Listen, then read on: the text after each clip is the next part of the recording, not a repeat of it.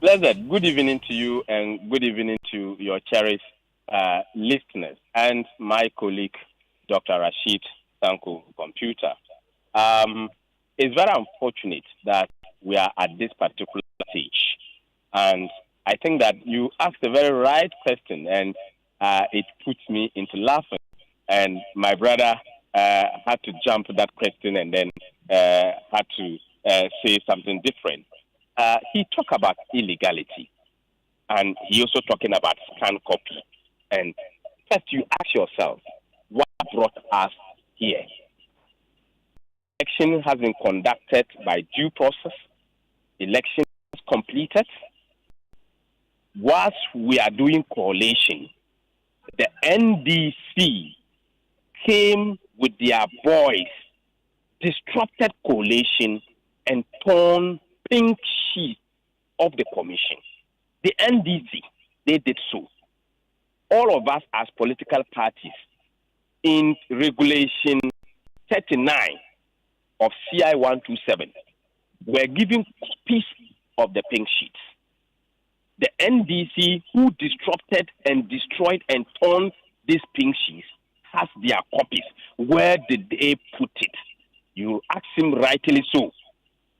Mind you, Blessed, before our pink sheet will get to the collation center, we have the constituency collation center.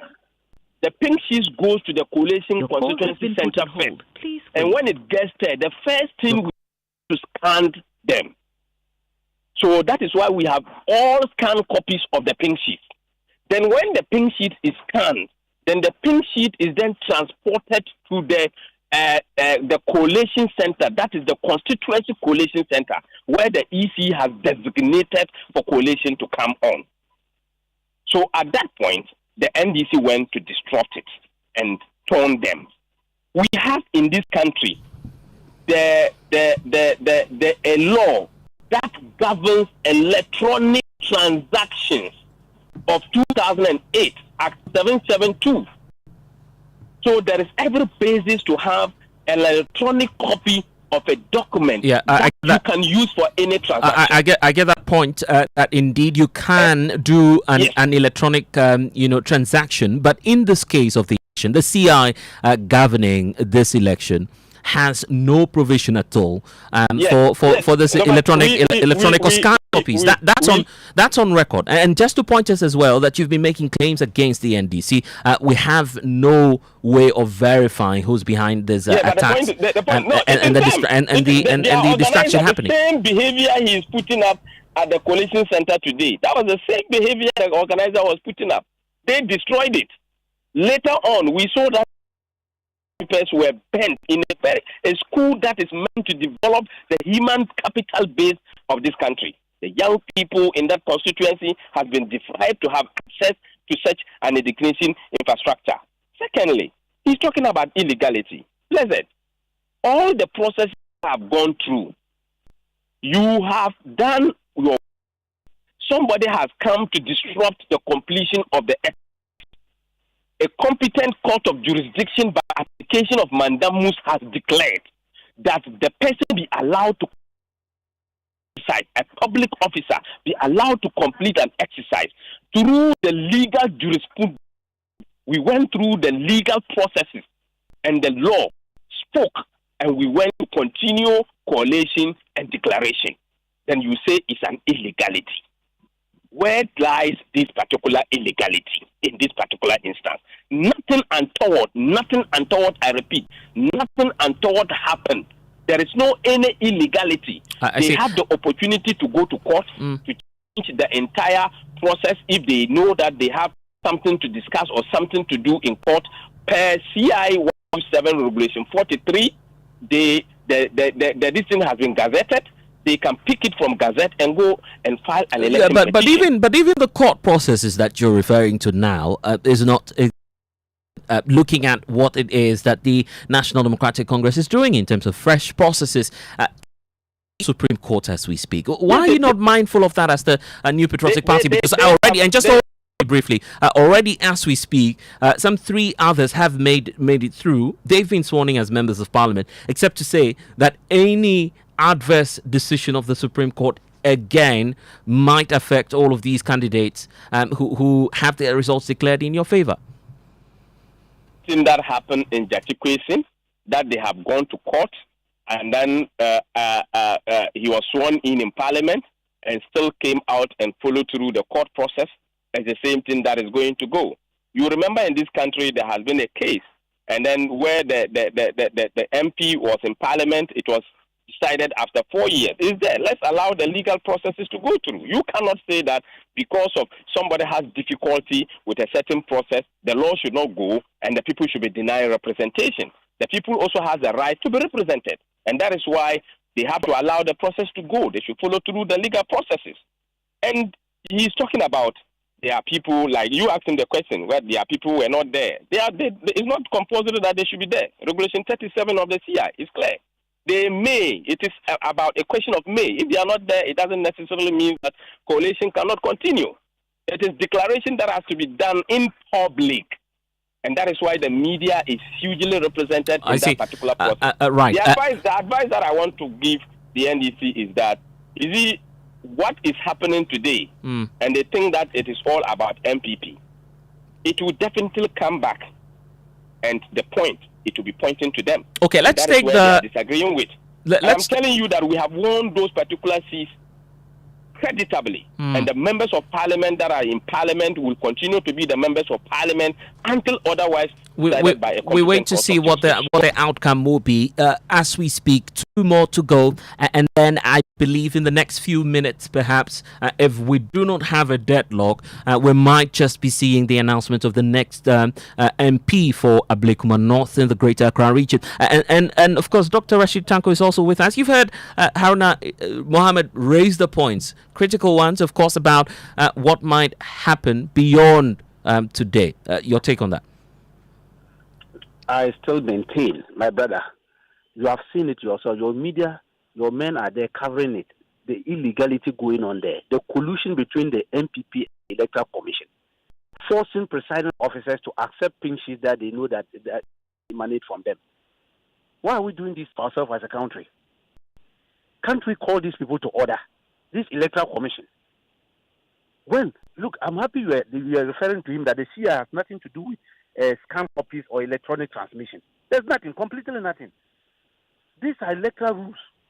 And these are which were passed by Parliament and which has been used. Our system, time immemorial, has been a manual system. And so therefore we rely on the pin sheet. That is the primary source. You are not talking of electronic scan copies. We will start designing them. I can design a pin sheet for you right now and put figures in there. But we know that if you do that, that would then amount to illegality. That is what they are doing. My brother is aware of what they are doing. They are part and parcel of that. Haven't you seen that the presiding officer refused it and said, "This is not mine. I didn't sign this." Where did they get it? I was expecting the police to arrest those people sitting there. I was expecting the police. Hello, can you hear me? I'm with you, sir. I'm saying that I was expecting the police to arrest those officers who brought the document there. Okay. Somebody has manufactured them. And they brought it and want to use it to force an illegal MP on Ablekuma North. That is what they are doing there. Whatever be the case, all we are looking for is peace post the elections. At least we've gone past that now. Ablekuma North wants now to be the blot in that largely successful exercise. If the NDC believes that it does have a case, why not wait and exhaust the legal remedies that you're seeking in court now? At least you might be vindicated at the end of that exercise, no? That is why we are going through the legal process. Have we done anything on Tawe? We are going through the legal process. I'm saying that because of what's happening. I'm saying that because of what's precisely happening now at the Greater Accra Regional Collation Center. You see, a friend of the constituency will go and sit there to defend the constituency. It's different from the party involved. Unfortunately, It appears that we've lost Dr. Rashid Tanko there, who was just making some critical points about what it is that his party will do about this. Haruna Mohammed is still with us. Haruna, let's wrap up on this. Unfortunately, all of the lines are down now. Of course, we're still waiting just about a couple of minutes more for us to confirm who might be the next MP for the area. Fortunately, Rashid Tanko is not gone. I believe that we can still have a clearer line now to him. You're just about landing on the points there. 30 seconds as we wrap up on the show. Yes, sir. I was saying that whatever is going on there, the NDC as a party, it's not part and parcel of it. We are completely against the illegality going on there. These people have gone to cook and manufacture pink sheets and said they have scanned them. And they have been exposed. That is what the NDC is talking about. So we want to go through the legal process and stop that illegality. And so we will not be part of this kind of illegality being perpetuated on the people of Ablekuma North. They want to force an illegal MP on them. With this process they are in. That is our position. And we must be very clear. Look, with this country, in fact, we have to do a lot of research. Right. A lot of electoral officers need to be punished. Okay. But their involvement in certain nocturnal activity are described as nocturnal activity. I see. And how can you sit down and then go and manufacture your own pink sheet, indeed, change people's signatures, and come and want to force it to declare people as it's the Electoral Commission's, election to call. But I'm really grateful for spending some time with us. That's Dr. Rashid Tanko, Deputy Director of Elections for the National Democratic Congress, and also to you, Haruna Mohammed, for joining us here on Top Story, brought to you by Telesol, connecting energies, holy insecticide sprays and quail. Enjoy a holy sleep. Top Story with Blessed Sogah. Next is Newsnight. Joy 99.7 FM. There's a business in every woman, from the young lady brimming with exciting and novel business ideas to the market queen managing her empire. There's the she architect, quantity surveyor, realtor, business consultant, crafting dreams into reality, and the multitasking mom seamlessly blending work at home. The entrepreneur, meticulously checking stock, to the corporate woman sealing deals on the move. Indeed, there's a business in every woman. Introducing Telecel Women in Business, our initiative to empower women-led and women-owned enterprises. Benefit from tailored activities, networking, business and technical support, free webinars, trainings, and more. To join this initiative, be a female-led business and a Telecel business customer. Visit telecel.com.gh/business to register now. Telecel, connecting energies. Couldn't sleep at night. Mosquitoes will be whining my ears, bugging me all night long. Till I got a remedy. Now I'll be spraying them away with holy insecticide spray. I go spray them away with holy insecticide spray. When I sleep, me dana with holy insecticide spray. Holy mosquito coil, holy multi-purpose insecticide spray. Ghana Kron Kron. For bulk purchase, call 0302 681582. This advert is FDA approved. First Sky Group, a wholly owned Ghanaian company made up of First Sky Construction, First Sky Bitumen Processing, First Sky Commodities, Volta Serene Hotel, Western Serene Atlantic Hotel, Serene Insurance, First Sky Energies, and Federal Rural Bank warmly invites you to its 22nd Thanksgiving service on the theme Proclaiming God's Unfailing Love, Romans 8:37. The Thanksgiving service in two parts will be hosted by the founder and executive chairman, Mr. Eric Sedi Kutoche. There will be an all-night service on Friday, 17th January 2025 from 10 p.m. to 5 a.m. at the Trinity Temple Assemblies of God Church, TTAG Community 10, Tema. Ministering in word, Reverend Mark Sassy, National Missions Director, Assemblies of God, Sierra Leone. Reverend Sujit Alex, FAM's North Area Leader, Assemblies of God, UK. Thanksgiving service follows on Sunday, 19th January 2025 at the main auditorium of the Accra International Conference Center. The time is 10 a.m. Guest speaker, Reverend Stephen Yansum Wingam, General Superintendent, Assemblies of God, Ghana. Chairman for the occasion, Most Reverend Professor Johnson Kwabena Asamoah Jedu, the presiding bishop, the Methodist Church Ghana. Ministering in music will be MOG Music. Also in attendance will be His Eminence Archbishop Nicholas Duncan Williams, Reverend Professor Paul Frimpong Manso, immediate past General Superintendent, Assemblies of God, Ghana, Apostle General Sam Kwanchi Ankara, Royal House Chapel International, Reverend Steve Mensah, Charismatic Evangelistic Ministry, Most Reverend Dr. Paul Boafo, Apostle Professor Kwejo Opoku Onina, Reverend Dr. Lawrence Tete, Reverend Dr. Sylvanus Amegashiti, Elom Group Corporate Chaplain, First Sky Group, and many other senior clergy. For more details, please call 020-854-3441 or 0248-940-021. First Sky Group 22nd Thanksgiving Service, proclaiming God's unfailing love.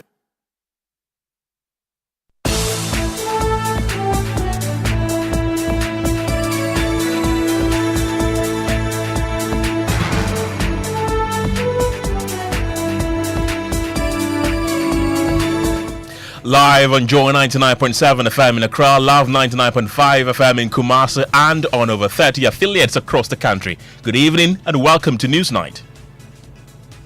Well, coming up tonight, committee formed to avert a looming power crisis races against time to come up with a roadmap to prevent the situation. More as they are expected to submit their recommendations by the close of today. Plus, President Mahama assures that the new government has the personnel capable of averting the situation. There are a few surprises that have come up in respect of the energy sector, in respect of, some aspects of governments. I think that Ghana has the human resources to be able to deal with the situation. Also coming up on Newsnight. The Right Honourable Speaker will not use the term micro-minority at all in reference to the minority caucus. Today, we will not use a term that is not edifying. Speaker of Parliament's referral of the NPP caucus as a minority or a micro-minority stirs controversy in Parliament. We have details of the fierce resistance by the minority who say they will not take kindly at all to that reference also tonight. We protected you. They were conspiring, we protected you. So protect us. We are the minority. In fact, but for us, you wouldn't be the speaker. Yes, it's because of our protection. That is why the president-elect had to issue a statement. Yes.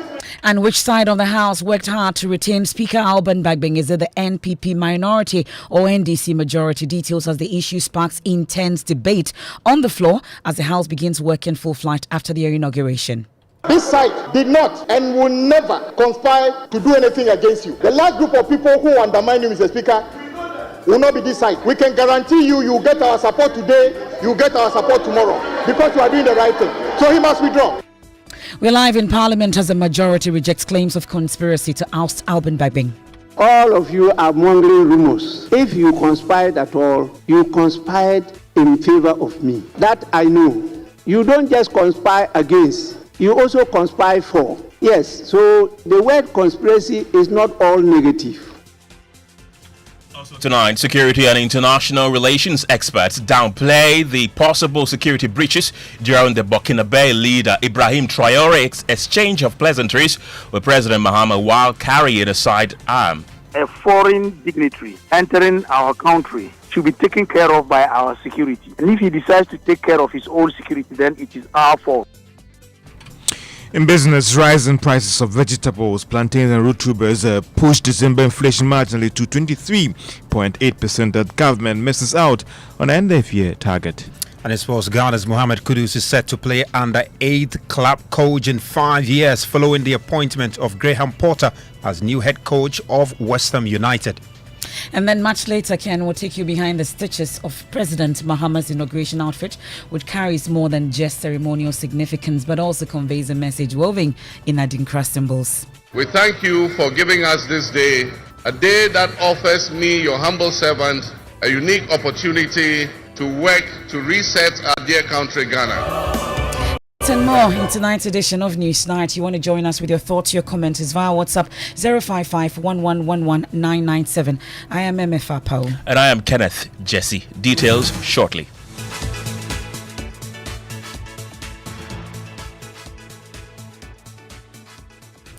And tonight, a new technical committee that has been swiftly formed to tackle a looming power crisis is racing against time to come up with a comprehensive roadmap to avert the situation. Now, the committee, which was formed today at the instance of the Chief of Staff, Julius Debra, is expected to come up with a roadmap by the close of today on how to prevent the situation. Now, the move follows warnings from former Deputy Power Minister John Jinapor, who attributed the potential crisis to fuel shortages. Director of System Operations at Gridco, Frank Ocho, has been providing details about the situation. We came here because the West African Gas Pipeline Company informed about some planned maintenance activity that has to be done on the gas pipeline that runs from Nigeria and brings gas to Ghana. This, as they informed, is a critical maintenance after a certain number of hours and period of running to ensure the integrity of the pipeline. Now, this work requires that the pipeline, that the portion which sends gas to power plants in Tema will be shut down for the period. The period they need to do the maintenance is about 1 month. Now, because the gas that is supplied to Tema plants in Tema is going to be shut down, it is needful that we get some liquid fuels for some of the plants in Tema to run so that we continue to have adequate supply even during the period of the pigging. What we came to inform the government is that yes, there are some liquid fuels, but it's not enough to cover for the period of the pigging, and so efforts have to be made to get enough volumes of the liquid fuel so that that critical maintenance can go on as planned. So this is what we came to inform the government. Thank you. All right, thank you very much. So I'll take it up. You have the Director of System Operations at Gridco, Frank Ocho. Let's speak to our Presidential Affairs Correspondent, Maxwell Agbagba, who was present at that particular meeting with more. Maxwell, you were there. Who and who were in that meeting, and what were the key issues that were talked about? Well, all the people who play in the energy sector were present at the meeting. Now, close to 40 representatives from the Ministry of Energy, GNPC, VRA, WAPCO, Sanon, and Sogah were all present. Also present were PURC boss, Dr. Ishmael Aka, Chief Executive Officer of the Independent Power Generators Ghana, Electoral, he was also present. GNPC boss, Joseph Gyasi, was also present. Engineer Edward E. Obinkenzo, who is the Deputy Chief Executive Engineering and Operations at VRA, was also present. It was an endless list of top people in management positions in these entities who were all present there at the meeting this morning, chaired by Chief of Staff Julius Debra. Now, Frank Ocho, head, who is the Director of Operations at Gridco, was given the opportunity to do a presentation on the situation. Now, after his presentation, member of the transition team and former minority leader, I heard him actually saying, mattering the West, that this is scary. Now, from Frank Ocho's presentation, it was revealed that the government is in urgent need of money to avert the looming power crisis caused by inadequate fuel supplies for thermal power plants. The presentation also emphasized that the funds are critical to securing liquid fuels such as light crude oil to power the thermal plants in Tema and meet the growing demand for electricity. Now, in his presentation, he stated that this looming crisis stems from a generation, capacity shortfall that is expected when the West African gas pipeline company WAPCO begins its pigging exercise. So right after the presentation, there was a discussion around the table on what the immediate solution should be. The Chief of Staff was willing to give the committee 3 days to finish the work, but there was a consensus and there was agreement that because this is a very crucial and important matter, they should present the roadmap and their recommendations by the close of the day today, Ken. Right, Maxwell, and we've also been hearing from the acting spokesperson at the office of the president, Felix Kwakye-Ofosu. What has he been telling you? Well, he accused the outgoing government of dereliction of duty in failing to procure the fuel in advance. He says the new government will rise to the occasion and avert any power crisis. Players in the management of Ghana's energy sector, and they have up until the close of day today to put before government a roadmap on what exactly needs to be done and how it can be done. So you can rest assured that government is taking the matter seriously and will do what has to be done in order to avert any difficulty for the people of Ghana. It needs to be stressed that the pigging exercise, or if you like the maintenance exercise on the pipeline, should have been carried out in October of last year. Government then, the MPP government, requested that they shift it to January 20th in order that they will have sufficient time to procure the alternative fuels, that is the liquid oils, to power the thermal plants within the period that gas will not be available. At least in about 2 national security briefings that the then president-elect held with the present government, he asked about the status of the procurement of oils, and he was given firm assurance by the then government that they had put mechanisms in place to resolve the situation, that there will not be the difficulty that we are talking about today. It does appear that that promise was not kept, and therefore the responsibility has shifted to the present government. But President Mahama is alive to the task, and adequate responses will be fashioned to address this particular concern. Thank you very much. Do we get the feeling that the WAPCO would be sticking to the timeline of the January 20th, or the deferral is what you may be exploring? Well, various options are on the table, and as I indicated, there's a committee, a technical committee, with representation from all the key players in the energy value chain that will be meeting, and they have close of day today to present a roadmap. So all options that can be explored to first of all avert any difficulty and address the situation at hand will be put on the table, and government will make a decision based on what we receive. Will Dumso be returning? Well, I think that we need to wait for the work of the committee to know. Right, Felix Kwakye-Ofosu is the acting spokesperson at the office of the president. Well, we'll be hearing from Maxwell Agbagba more on this because the president, during his first day of work, has been touching on it. But you know that we've been talking about the Ablekuma North Collation on Top Story. Let me bring back Blessed Sogah because there's a development. You've been following on this Ablekuma North for the 5th time. It's been put on hold, but there's a development. Blessed, as we speak now, the Director of Training for the Electoral Commission, Dr. Sribo Kweku, has been addressing the press. It appears again that there will be a stalemate, and he's been breaking down the issues. We can cross over now. To him. So it is a lady to him. So to her. Then we invited the parties. NDC brought 2 of the carbon sheets. It was not contested. We accepted because the return said, then not this return, because that one has also different. He said that he's comfortable that he use them. So the outstanding one, we used the telecard from the NDC to complete because nobody contested that one. So that's the story of the Abokobi-Madina. But here, once the sheets are here and the 2 of them are saying, I accept part, I don't accept part, these are my signatures, these are my handwriting, and the rest. It puts us in a very awkward position.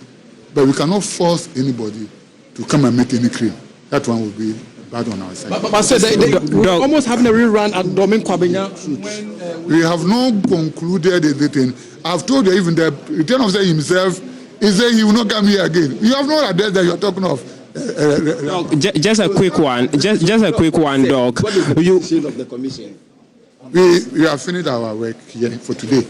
We are going to inform the commission what has transpired. commission will have to engage the return officer. Based on what happens and the rest, they will know the way forward. Because the return officer himself is so frustrated. The irony of it is that he stays with the people, both the MPP and NDC people, in their constituency. Personally, even at Ablekuma that we are talking about, I don't know even where it is, let alone knowing the presiding officer. So he recruited the people and trained them. So we need him. And that's what we should all be talking to him, that he should not be out of frustration, give up. Technically, they were supposed to be 3.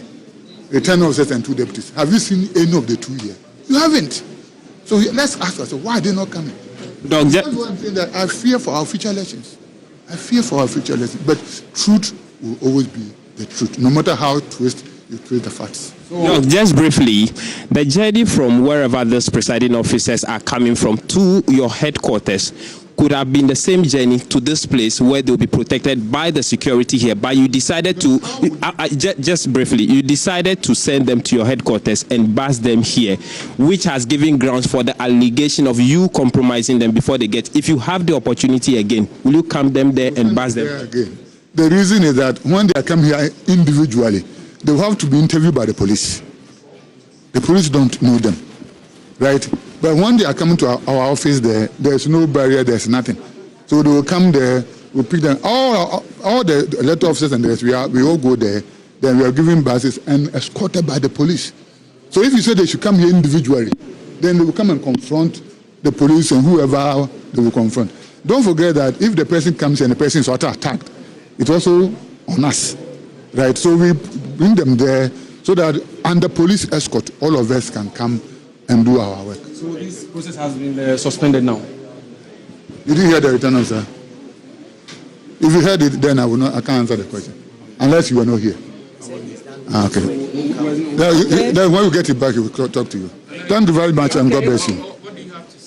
Okay, so gradually we are getting there. We have 281 polling stations in Ablekuma North. Gradually, 219, 200, it was left with 62.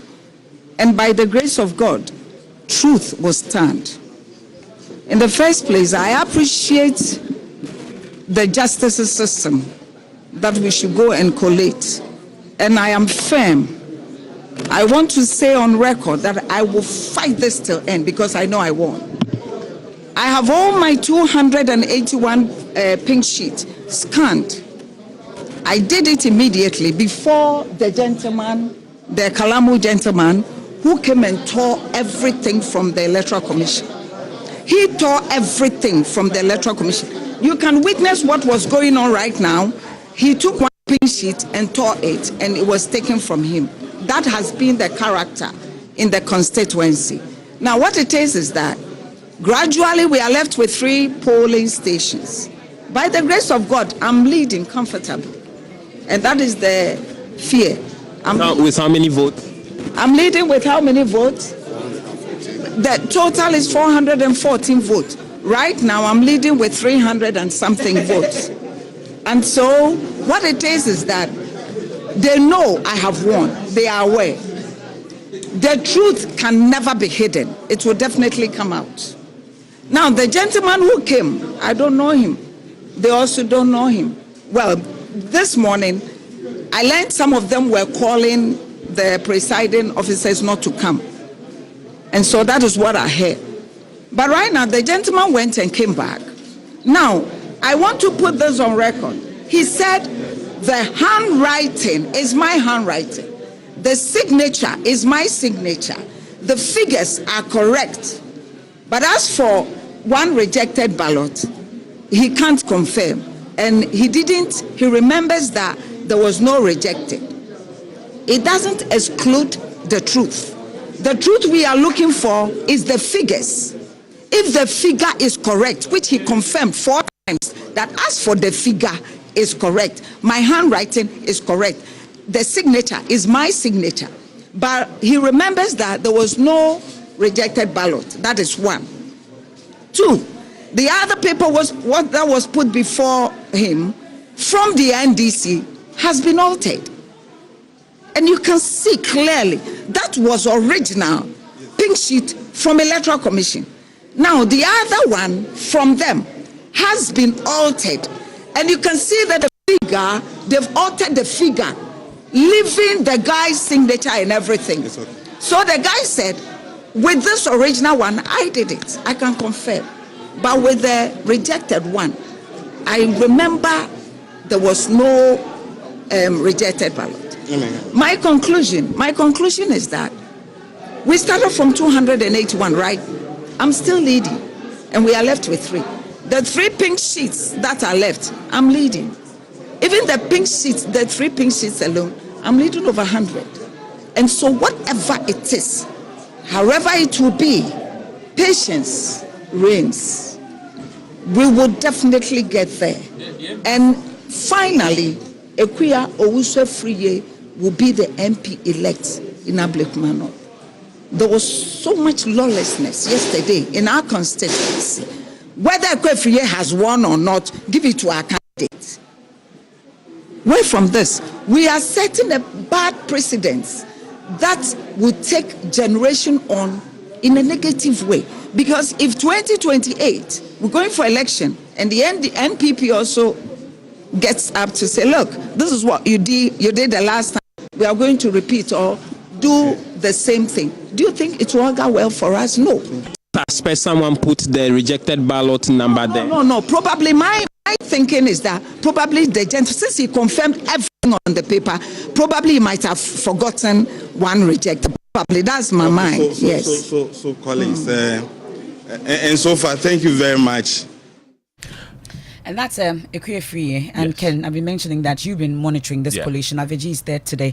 And this is the 5th time we've had to suspend it. Exactly. I've always said that is my constituency. I can't wait to get an MP. You still do not have. So how many outstanding polling stations do we have to collate for us to get an MP? We have just 1. I think at the start of today, it was 7. They've been able to collate 6. And we have 1 outstanding. The issues keep coming. The NDC keep raising concerns about the fact that not all the presiding officers in the last 20 polling stations accepted to the fact that those signatures that were on the papers were theirs. But I believe that the next time that this collation exercise is resumed with just 1 polling station, I want to believe that they will finish the next time that they resume, but it's taking quite a while. Hopefully. So 3 of them, we are told, additionally, they've added another 2. So we would get all that for you, at least the Joy News channel, Joy 99.7 FM. We're all over this particular collation of Ablekuma North. That's the only outstanding constituency with concerns when it comes to the election. But let's go back to our earlier story. We've been talking about energy and doom stories looming. You've been interacting with Maxwell Agbagba on this, but we know that the president, John Dramani Mahama, has hit the ground running. He's been working today, and he's raised some concerns about the situation. Listen. For Ghana, this has been the 9th election that we have gone through successfully. There've always been anxiety into elections, about election disputes and all that. But as I've always said, Ghana comes when it matters most, and we've done that successfully. The transition has taken place. It's been smooth and cordial, but there are a few surprises that have come up in respect of the energy sector, in respect of, some aspects of government's decisions and things over the last several years. But I think that Ghana has the human resources to be able to deal with the situation and turn things around as quickly as possible. I use the word, we need a reset. We need to reset this country and put it back on track in terms of economic stability, in terms of governance, and to be able to create jobs for young people, empower women, and also eliminate poverty. So these are some of the priority things we have. And to be able to do this, we must increase investment, we must open Ghana for business again, like I said, and create an atmosphere where people see Ghana as a favorite destination for doing business. We used to top on the ease of doing business on the World Bank charts for many years. Unfortunately, we have slid back a bit. I know you've changed the criteria for the ease of doing business, but I think that whatever the criteria is, we must work to make sure that Ghana becomes the favored place for investment. I mean, when I was president the last time, we had easily attracted about $3.3 billion in foreign direct investment every year consistently for the 4 years that I was in office. In the last year, Ghana barely managed a little over $1 billion in foreign direct investment. So it shows exactly what the situation is with the crisis we're going through. Well, that's President John Dramani Mahama there on the first day of work, insisting that they have the personnel to deal with the current situation at hand.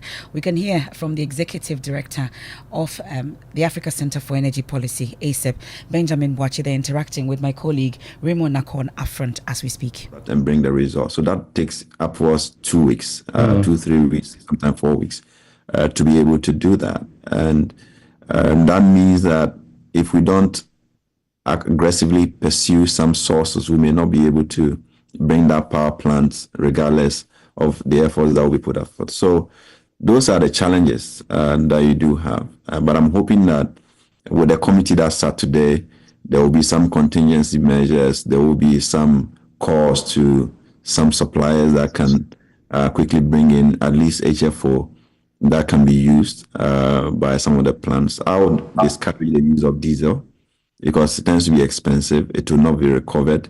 Government will waste so much money in that space. So they should do what is possible. If we can't get enough, you just give timetable, let people plan their lives so that we don't rack up a lot of debt with this situation that we have on our hands. That question is what I'll be asking you when I come back to you, Ben. Forgive me.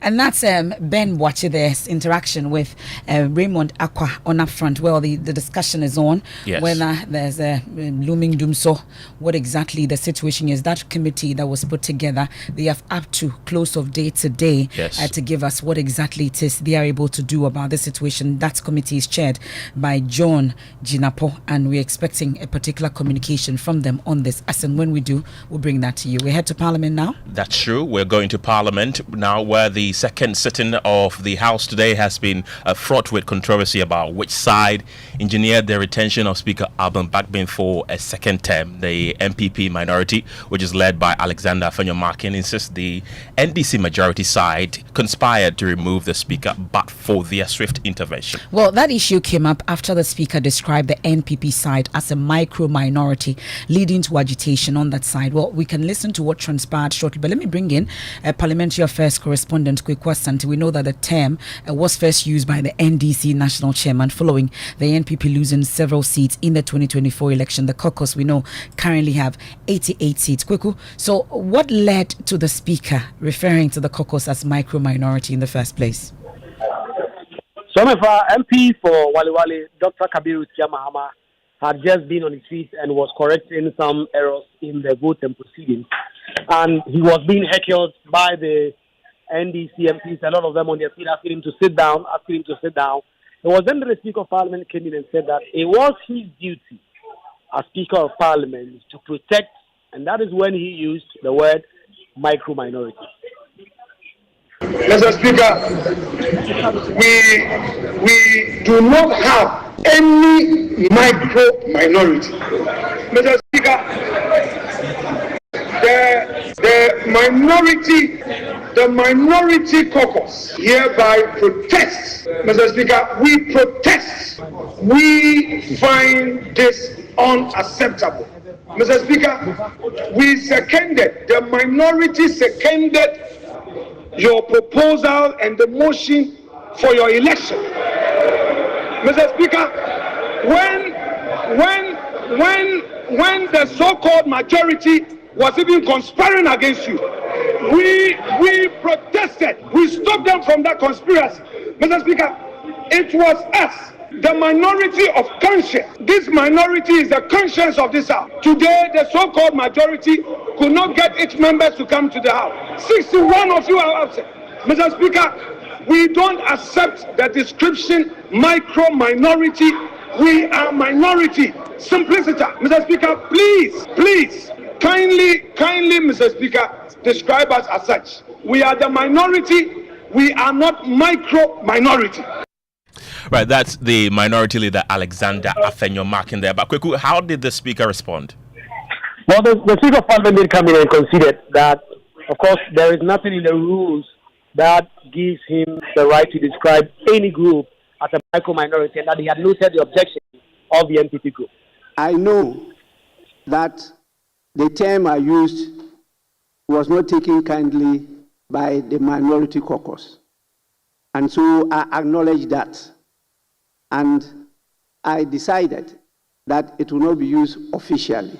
The Right Honorable Speaker will not use the term micro-minority at all in reference to the minority caucus.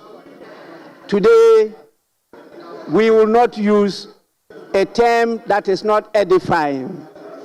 So I will not use it. I will not use it. I say I will use it.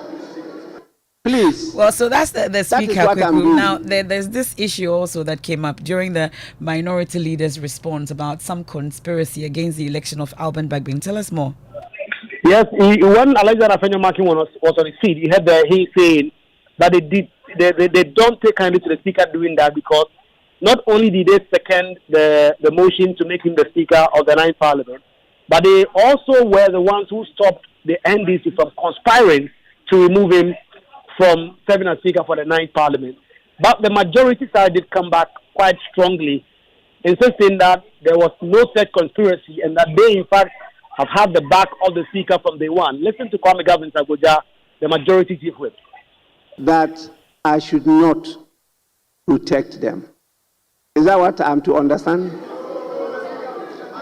Speaker, we're saying that protect the minority.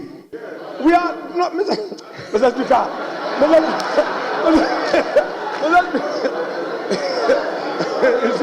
Mr. Speaker, you see what you are doing to us. Mr. Speaker, we protected you. We protected you.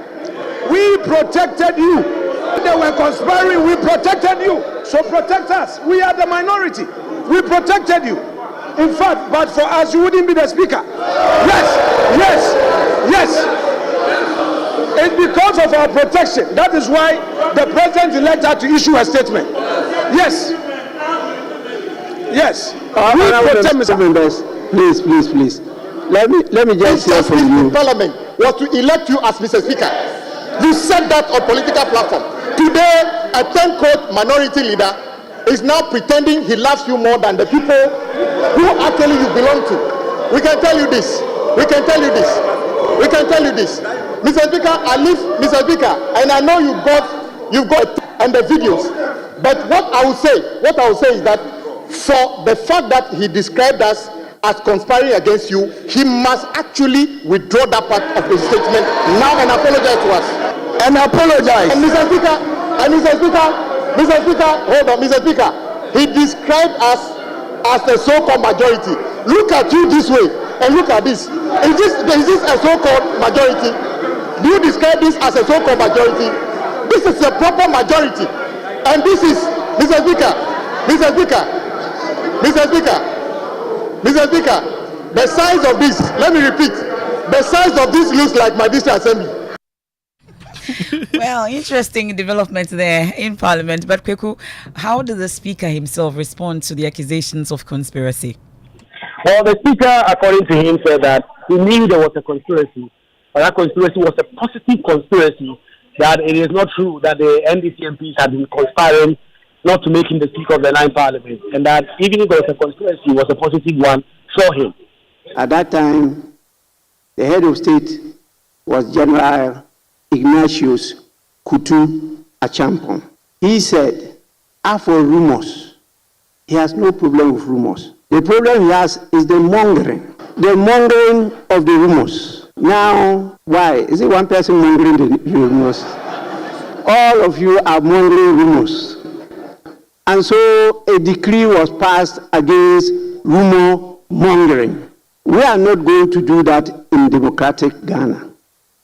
And so as you monger your rumors, be sure that the Right Honourable Speaker will take them with a pinch of salt. That is why I started by saying the testing of the waters is enough. We have all tested the waters, the majority, the minority, and the Speaker, and that is enough. Honourable Member, I just used a phrase, and that phrase was explicit enough. If you conspired at all, you conspired in favor of me. That I know. You don't just conspire against, you also conspire for. Yes, so the word conspiracy is not all negative. Kweku, apart from the controversy surrounding the use of the word micro-minority, what else was on the floor today?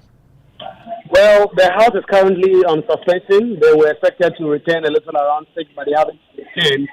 They have to constitute the appointment committee and the business committee, the appointment committee in particular, in anticipation of John Dramani Mahamat's ministerial nominees and other appointments that he will be making that will require parliamentary approval. So the House is currently on break for the leadership to confer with the Speaker on the selection committee and then constitute the appointment committee secondly, and also do the business committee in anticipation of all these appointments that will come to Parliament. Sante is our parliamentary affairs correspondent there. It's now time for business, and George Wiafe is here with the latest. Well, coming up in business, rising prices of vegetables, plantain and root tubers put December inflation marginally to 23.8% as government missed out on the end of year target. And we'll also hear from business groups about their expectations of the new administration that is President John Mahama formally assumes office today. The business news on Newsnight is brought to you by MTN Business. Welcome to the new world of business. Kingdom Books and Stationery, your number one stop shop for all your office essentials, Pepsodent and Synthesis tanks. My man, I heard there's a new app on the streets that does it all for you. Ah, really? How is that possible? Charlie, I also could not believe it too. But I downloaded the app and I'm telling you, I was able to chat with my friends, make video calls and... Well, we know of many apps that can do that. Oh, let me finish la. I was also able to listen to the latest songs, play games and read the latest sports news. For real? Yeah, and I can send and receive money from the app.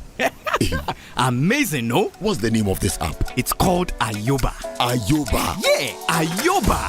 Get Ayoba, your all-in-one app that lets you chat, call, share, play, pay, and listen to music all in one app for everyone. Enjoy Ayoba with MTN and download the Ayoba app today. Everywhere you go.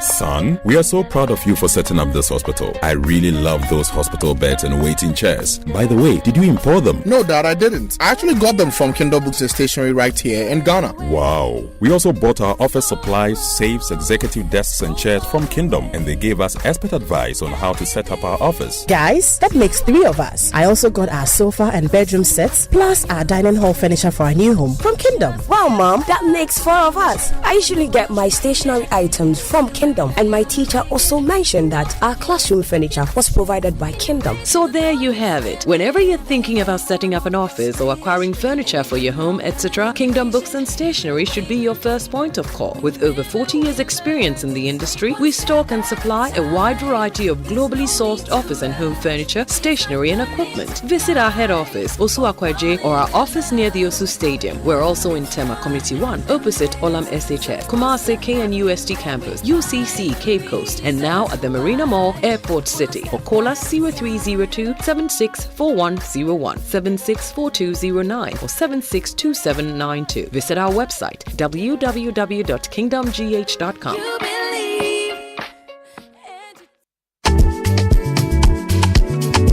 Yafini gave us the vibe. Now, Inshona Chili makes you thrive. Yes, so it's time to enjoy, Charlie. Buy or renew your motor insurance, and boom!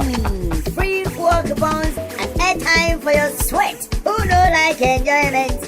From January to June 2025, Enterprise Insurance gives you more reasons to smile on the road. Insure today and enjoy free fuel coupons for your car and airtime for your phone. Free fuel? Airtime too? Hey! Enterprise Insurance, always your advantage. Insure not chilly. It's simple. Insure and enjoy. Ready to secure your peace of mind and experience the fastest claims payment? Visit any of our branches or agency outlets nationwide. Connect with your insurance broker or enjoy the convenience of buying your insurance online through the Enterprise Advantage app today. Terms and conditions apply. Enterprise, your advantage. You're welcome back to Business on Newsnight. Now, rising prices of some food items pushed December 2024 inflation up marginally to hit 23.8%. Now, this represents a marginal increase from the 23% that recorded for November last year. There is more in this report. Some analysts that inflation rate for the month of December will slow to the new levels. This was due to the fact that December should be benefiting from the harvest season earlier this year.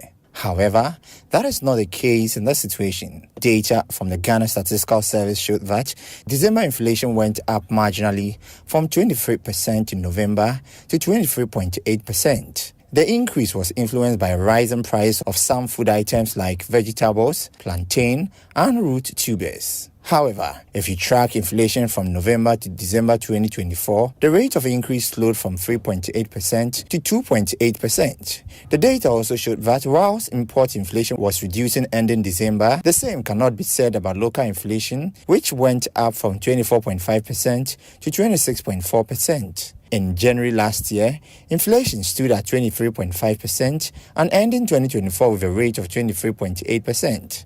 At the regional level, Upper East had the highest inflation rate of 40.6%. Government is missing its end-of-year inflation target after it revised it on 3 occasions. First, it was looking at ending the year at 15%, later revised to 17%, and then 20%.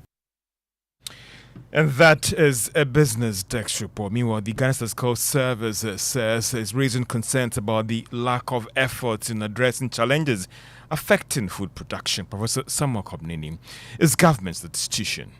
We do emphasize that there are two perspectives in addressing inflation. One is the monetary side, which the conversation on exchange rates comes to the table, and the other is the real side. With what we're seeing with food inflation, more particularly the food that we consume that are locally produced, we really need to try and address inflation, at least from a complementary point of view, if we don't want to put emphasis on the real sector, in this case identifying the food items with significant weights that are driving food inflation. So in as much as exchange rate stability indirectly, and here we are underscoring the fact that indirectly would inform inflation rate, it is proper we consider the real sector issues, i.e. the production issues, i.e. the value chain issues, as you rightly said, the transportation, the warehousing, the reduction of the post-harvest losses, to ensure that we don't see huge variations between wholesale prices and consumer prices. So that is it when it comes to the policies to drive down rate of inflation and the potential impact of the stability of the exchange rate on inflation. Professor Samuel Kobneni is a government statistician. And let's still stay on this story because it is one of the major priorities of the Bank of Ghana to reduce inflation to its low level. So why did they miss out on the end of year target? Let's hear from the governor of the Bank of Ghana, Dr. Ernest Addes, who has been given some reasons. He spoke to Joy Business in an earlier interview. We are ending the year around 23. Which is about where we started from. Now, there are several reasons for that. As you know, 2024 is an election year, and a lot of the developments during the year were influenced by sentiments, right? So you see that during the year, we had fairly difficult time controlling the exchange rate. In the first quarter of the year, the CD depreciated quite significantly, partly because we also had very ambitious reserve accumulation targets under the IMF program. So the central bank did not have enough room to maneuver in the first half of the year in terms of its ability to support the currency. This changed significantly towards the end of the year. Now, given what happened in the earlier part of the year, it is no surprise that we were not able to see as much improvement in the disinflation process as we would have seen if we didn't have problems with the exchange rate. Because there's a significant pass-through. As soon as you get a lot of exchange rate depreciation, that automatically transmits into the changes in the price level. And that is the governor of the Bank of Ghana, Dr. Ernest Addison, speaking to Joy Business in an earlier interview. Now, businesses are outlining their expectation for President John Mahama as he formally begins work today. Now, key among their requests is reviewing the tax structure and also working to stabilize the Ghana city. Dr. Humphrey Imdake is President of the Association of Ghana Industries. So there are a number of tax reforms that I believe we need to really look at.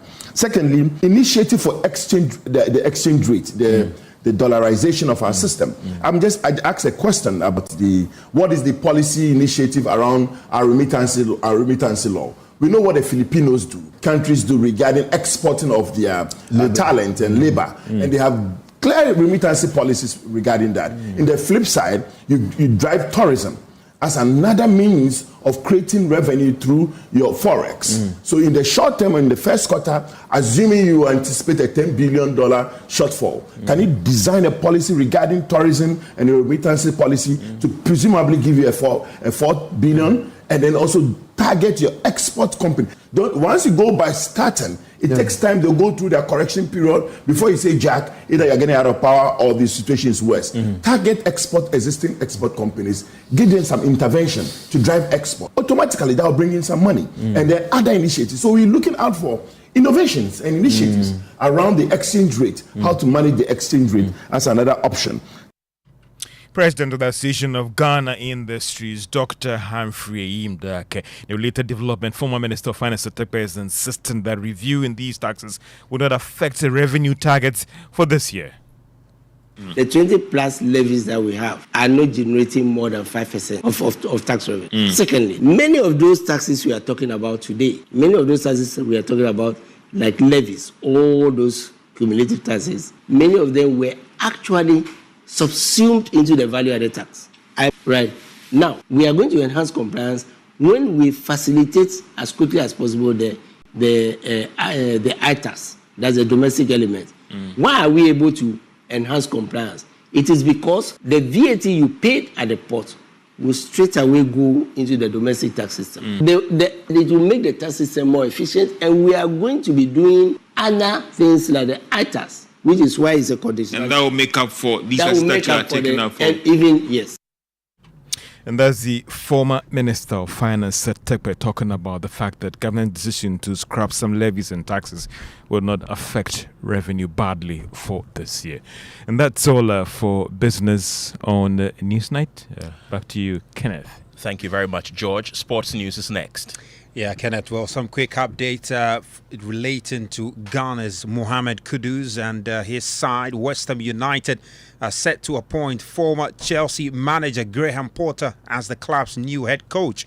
This is according to reports in England. Now, we understand that the manager will sign some 2-year contract with the Hammers, keeping him at the club until 2027. Now, if confirmed, Graham Potter will become the third manager to coach Ghanaian star Mohamed Kudus within 2 years at West Ham. The former Brighton and Hove Albion manager will replace Spanish coach Julian Lopetegui, who has been sacked by West Ham after nearly a year in charge. Now, Lopetegui joined the Hammers in 2024, signing a 2-year contract to replace David Moyes after his deal expired at the end of the 2023-24 season. Now, the Spanish coach, having been in charge of West Ham United, is leaving them in the 14th position, having amassed just some 23 points. A very difficult time he's had this season at West Ham United.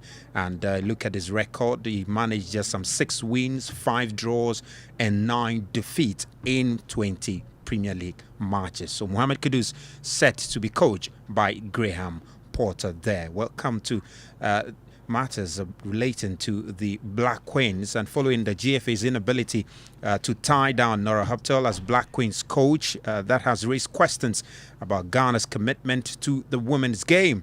Now, the Swiss refused to extend a contract after it expired last month and has now been appointed as the head coach of the Zambia women's national team. Former sports minister Ikia Sena Dansoa believes she did not get the necessary support from the authorities. Yeah, it's a shame. And it may boil down to interference in her work. One, then maybe lack of resources. You know, when you compare female football to male football, you can see that almost 90% of the resources allocated to football are channeled into the national teams, national male teams. So maybe she wasn't happy doing her work. She wasn't enjoying patronage and support from the political leadership of Ghana, and that is why she decided to go that way. So that's former sports minister Ikia Sena Dansoa there speaking earlier to City Sports in an interview. Kenneth, that's it we have for you. But big game coming up 8 p.m. tonight is the second semi-final game of the Carabao Cup between Liverpool and Tottenham Hotspur, happening at the Anfield. So following the disappointment against Manchester United, they'll be hoping to bounce back against Spurs. I hope both of them lose, by the way. Thank you very much. I don't have a team as it stands now. How can two teams lose, though? They are both enemies of mine. Thank you very much for bringing us sports, Razak. Let's talk more stories tonight as security and international relations experts are downplaying the possible security breaches following the move by Burkina Faso leader Ibrahim Traore to exchange pleasantries with President Mahama while carrying a sidearm. There have been mixed public reactions over why the Burkina Faso leader was allowed to breach security protocols in another sovereign state. Special aide to President Mahama, Joyce Bauer, said Mr. Traore has gone or had gone through all the necessary security checks and was not going to harm anybody. And before they actually even arrived at the premises, remember that there were various security checks. But this is a whole head of state, you understand. And you know this is also a country with a very delicate history currently. And so there's all sorts of things at play. If there's anybody who can get him to actually even rescind his decision to continue being a military leader, and Ghana has had its own history. Jerry Rawlings himself came in almost very much. And I hear this is a man who references late President Rawlings all the time and literally idolizes him and has photos of him all over. If we want a way in which we can encourage him, for example, to go back to democratic rule, I'm sure that this may be a great way, that you can still go to the polls and lead your country with whatever flair and pomp and pageantry you want to do. But yes, I also found it a bit awkward when I saw that he had the gun on his hip and all of that. So that's Joyce Power Mukhtari there interacting with my colleague Sweetie Abochi on the AM show today. Well, we can hear from Dean and Director of Academic Affairs of the Ghana Armed Forces Command and Staff College, Dr. Vladimir Enchidan. So he says Ghana's security should rather be blamed for any cited breaches. Well, it is us who breached a security protocol because a foreign dignitary entering our country should be taken care of by our security. And if he decides to take care of his own security, then it is our fault. So, in any case, I wouldn't fault him. That is part of his dressing. It is part of his accoutrement. It is part of his way of life in his own country. And so he's always with his sidearm. And as soon as he entered the country, Ghanaian security should take security of the guest. And if we allowed him to carry it along, then it is our fault. We can't blame him for breaching anything. It is the fault of our security, because the security of our guests is our security, and we should have taken care of him by taking his gun out, keep it until he was going away and giving it back to him. We needed to do this. This is not the first time such a situation has happened. I remember a situation with Gaddafi, and our security made it clear to Gaddafi and his entourage that we will take care of his security, so they should hand over their arms. And they did. So it's unfortunate I'm hearing this story, and we don't have to blame him for anything. He hasn't offended Ghana in any way. That's how he dresses. That's how he takes care of his own personal security, and we should have taken the measures. Right, and still on the inauguration, Emefa, John Mahama has taken over as president of Ghana, continuing the long-standing tradition where president-elects wear traditional attire at the inauguration. But this time, Ken, his outfit carries more than just ceremonial significance. It conveys a message woven in Adinkra symbols. Well, my colleague Emmanuel Gyasi explores the meaning behind these symbols to reinforce his inaugural address to the nation. His agbada carries a message woven in Adinkra symbols.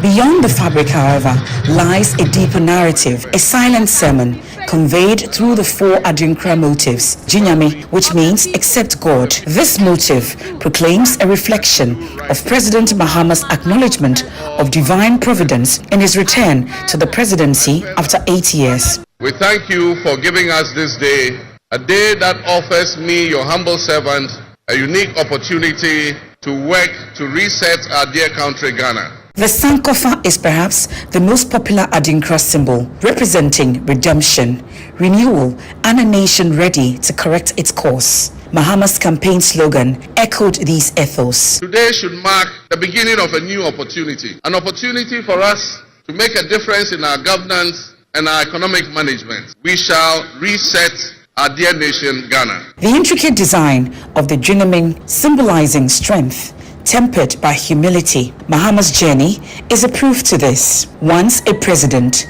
then an opposition leader, and now returning with an air of introspection. As your next leader, I will have the humility and presence of mind to take responsibility for any challenges. Nyamidia reinforces his promise of leadership rooted in faith and a vision of unity and progress. We are poised to embark on a journey of progress and inclusivity, united in our vision for a more prosperous Ghana. As President John Dramani Mahama leads Ghana into a new chapter, he does so with a clear vision, one of resetting Ghana, building a brighter future together, and relying on the values that have shaped the nation for generations. Emmanuel Gyasi, Joy News, Accra.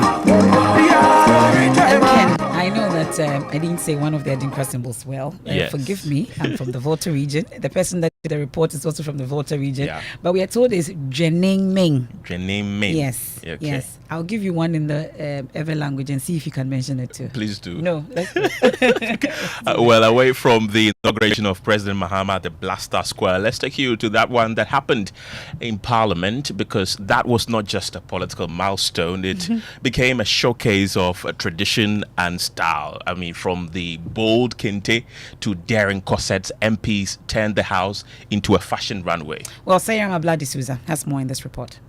The inauguration of the 9th Parliament of the 4th Republic of Ghana wasn't just about a new chapter for parliamentary business, but it turned into a runway where tradition in style and fashion took dominance.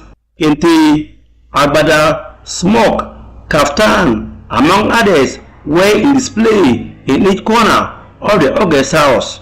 For some MPs, their fashion statement on this night will be louder than any parliamentary debate. Patricia Piaget, the MP for Sogah, turned heads and possibly caught her own breath in a daring kaba which offered her nothing but restricted comfort, clearly fashioned for breathlessness.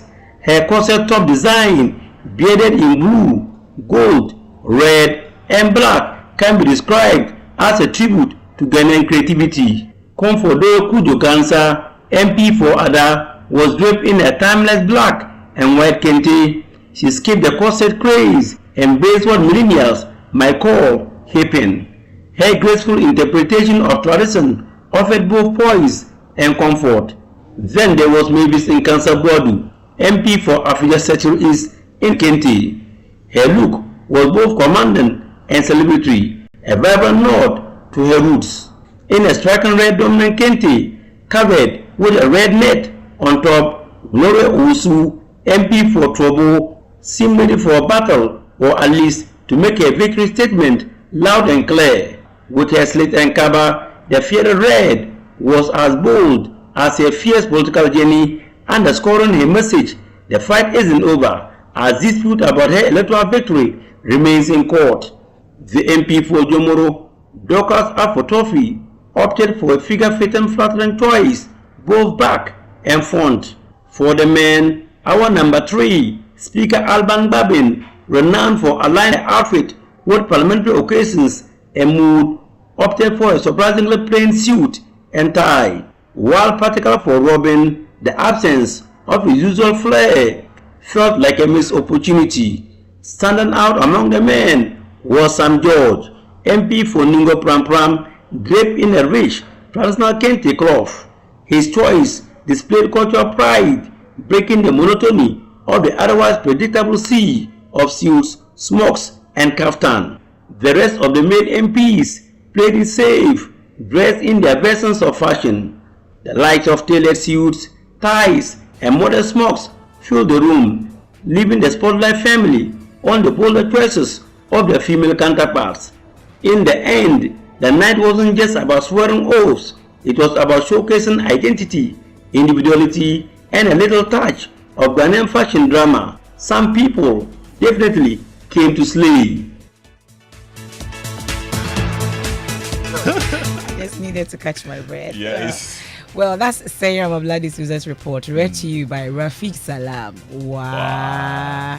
Well, it's time for Strong and Sassy, and guess who is here? Kofa is here. Hey, what are we talking about tonight? So today we're talking about the New Year resolution and why we struggle to stick to our goals. You know, every year, sometimes when we get into December, we're like, oh my God, I need to do this, I need to lose weight, I need to do this. And we're not too sure, you know, how we're sticking to it at the end of the day. Because we'll start with a vim and everything, and then like 2 months, 3 months, and there's no vim. So we have some amazing guests joining us to have that conversation. And so you'd want to stick to it, you know, so that, get the vim. I want to stay because I need that vim. I know, I need that vim too. Well, you want to stay with Kofa, with the team, Strong and Sassy. Ken, let's get out of here. Right, that's it for now. My name is Kenneth. Gyasi. I am Emefa, Apawu. Have a good evening.